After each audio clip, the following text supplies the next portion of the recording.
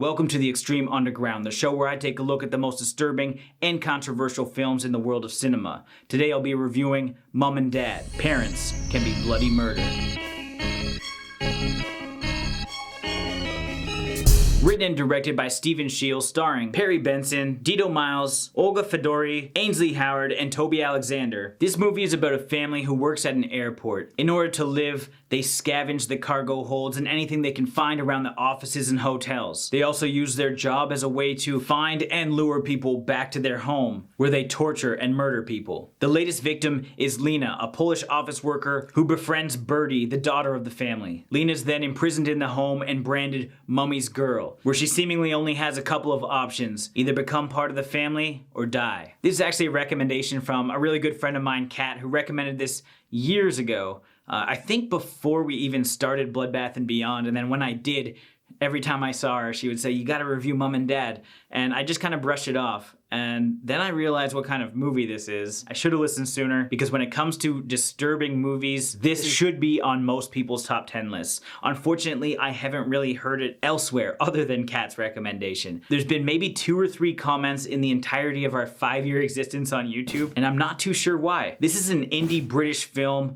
with a small cast and a really fucked up plot. The whole idea that they lure girls back to their home so they can groom them into being basically slaves for them is just twisted on its own, but then you get into the intricacies of how this is even done. The first thing that you even see is we have Lena get a syringe right into her throat, which prevents her from speaking. This kind of nullifies any screams or even interactions as the family goes about their ways of torture. She's bound, she's cut, and she's forced to live under these very strange conditions where she's supposed to just sort cargo or suitcases from the airport, and that would be essentially her life. She has to be Mommy's girl and just do everything that she's told. So not only the situations that the characters are put in, but the family themselves, they're too realistic. The father is just absolutely insane, and basically if you fuck up, he's going to murder you. There's also some kind of like necrophilia or something going on as you see him use a hacked up uterus as a fleshlight, and he forces his son Elby to watch through a peephole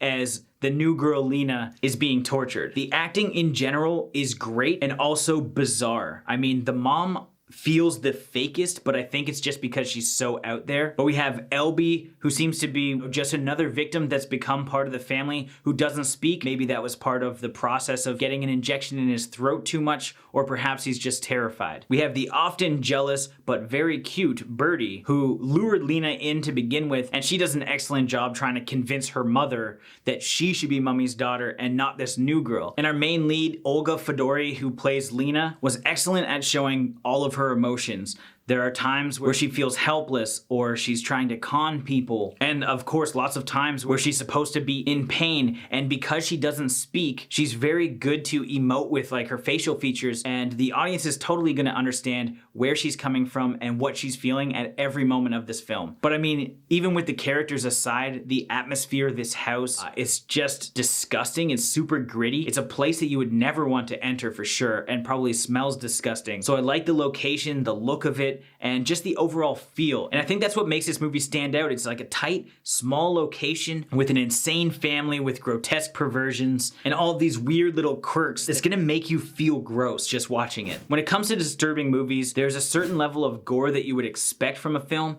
and unfortunately this movie doesn't really have that. They just did things a little bit different here, where it's more character driven and a psychological like mindfuck versus, you know, some shock value scene that you might see in something like a Serbian film or American Guinea Pig with the prosthetics and stuff. It's really kind of like toned back, but it's still surprisingly disturbing. All that said, after I watched this, I watched the Shudder version. I don't know if it was toned back or edited. I don't think it was, because I saw like a couple disturbing scenes, but I did see that there's like an uncut, unrated DVD version, and I'm not sure if that has any more when it comes to the gore aspect. If you guys know, definitely let me know in the comments. It's also worth noting that the cinematography wasn't the greatest, and the overall look of the movie wasn't that great either. It feels kind of strange because it is a British film, so British films tend to have this kind of weird hazy effect when you're watching it in North America. Because of the way that the films are shot and going from PAL to NTSC, it makes it kind of look like a soap opera a little bit, where it has like bloomy lights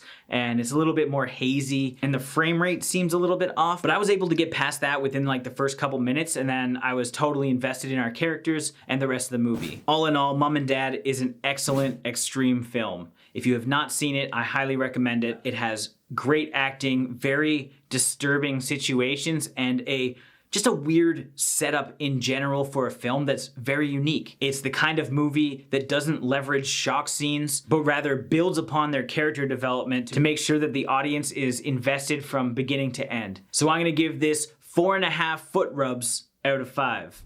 Careful, girl! I've got a bad now.